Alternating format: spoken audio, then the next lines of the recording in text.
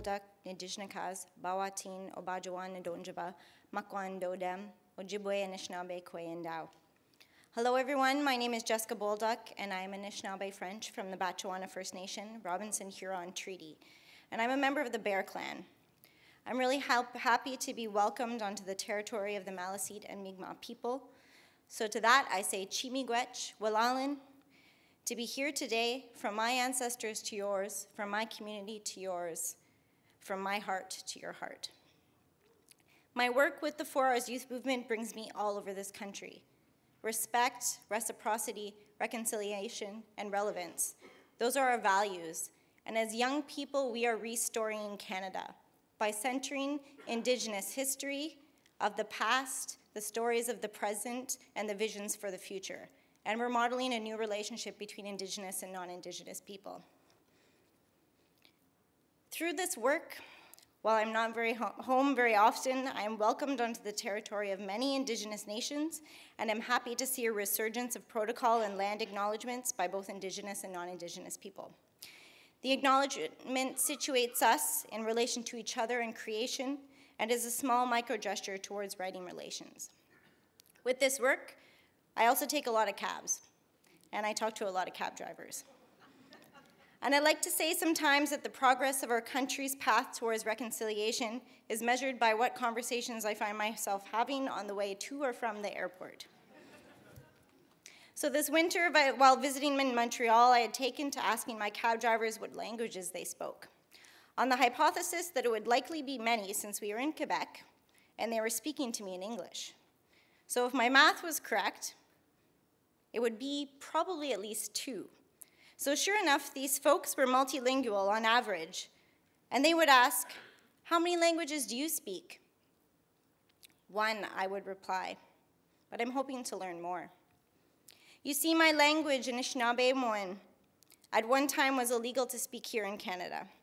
It was also the target of assimilative policy by the Canadian government through such things as the Indian Act and residential schools, and has been under the threat of extinction since colonization.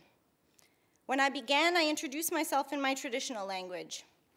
Aside from this greeting and a few words here and there, I do not know the language fluently and have very few opportunities to learn it. It makes me sad, and it makes me ashamed because I am told over and over again that language is more than a way to communicate. For Indigenous people, language is a way of life. And I want to think, feel, and love in Anishinaabe. But alas, I'm a product of assimilation. A status card carrying educated Indian who doesn't speak her language or actively practice her culture. I grew up Canadian by default, but I wish I had been given the choice to grow up in Anishinaabe, because I think parts of me have been lost in translation. Maybe those are the parts that would help me save the world. Well, maybe not me, but others like me who have lost their parts in transition too. I worry about Canada, I really do, because if parts of me are lost, then that means a part of Canada is lost. Because the Canada I desire is multilingual. We are language deprived, and not only are we starving Indigenous peoples of our language, we are starving this country as a whole. Despite the richness of 50+ Indigenous languages that are spoken today, and the diversity of new languages being brought here from all over the world, we are still a bilingual country. Barely bilingual, sorry. And like a monoculture crop, which is susceptible to disease, we are setting Canada up to be wiped out from the disease that destroys our capacity for new ideas, creative thought, and innovation. And so as we move into the next 150 years of Canada, I desire to create a country that has all its parts. And we can start by restoring Indigenous language. So a country where I am offered all of the supports that are allowed to people learning English or French, where I have equal funding and access to learn my language, where I can take time from work and even be paid to learn Anishinaabe, where my nephews and their classmates, Indigenous and non-Indigenous, can take Indigenous language classes and don't have to sacrifice other subjects to do so, where Indigenous children can go to immersion schools and learn about their culture completely surrounded by a language that will positively shape their growth and sense of self, where the Prime Minister speaks all 50+ official languages. Well, at least 3, depending on what territory that they happen to be in. And a country where the languages that belong to the land, the languages that are indigenous to here, are celebrated for the resilience and ingenuity that they bring to this country, rather than treated as afterthoughts and tokens. That is the Canada that I desire, and I need Canadians to desire it too. And a path forward has been laid for us in the calls to action from the Truth and Reconciliation Commission, and the solutions lie with communities themselves. For Indigenous peoples, learning our language is more than just being multilingual. For us, it's about cultural identity, it's about healing intergenerational trauma, and it is the root of our belonging and worldview. Because the truth is, for Indigenous people, language saves lives. Mano Benab Bemadzawin, the good life. This is a concept in my language that talks about our right to live a good life, our relationship to our communities, to our land, to our spirits and ourself, a sense of belonging. You aren't broken parts, you are a whole. You deserve a good life.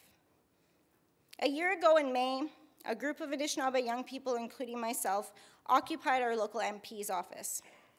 We occupied the office in ceremony over 4 days, bringing awareness to the epidemic of suicide among youth in Indigenous communities.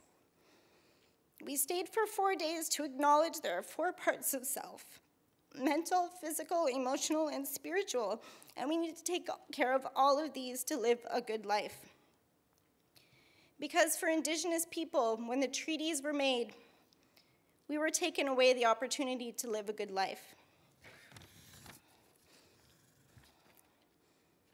But there is hope, and hope is a word that is universal in all languages. And because of the resistance movements and the work of elders, young people, and community, we still have our languages. And so I have hope to find my way back to Anishinaabe, because for every word I speak in my language, I am finding the parts of myself that will make me whole. And for every word that I speak in my language, while I may never be able to speak fluently, I will do my part, because hope and action is what will make a better country. Mino Bimadzawin for everyone. So that one day a young Indigenous person can stand up here and deliver a Walrus talk fluently speaking their language, and that they feel seen, and that they feel heard, and that they feel that their language belongs here in Canada, here on the lands where it has been spoken for not 150, but 15,000 years. Miigwech.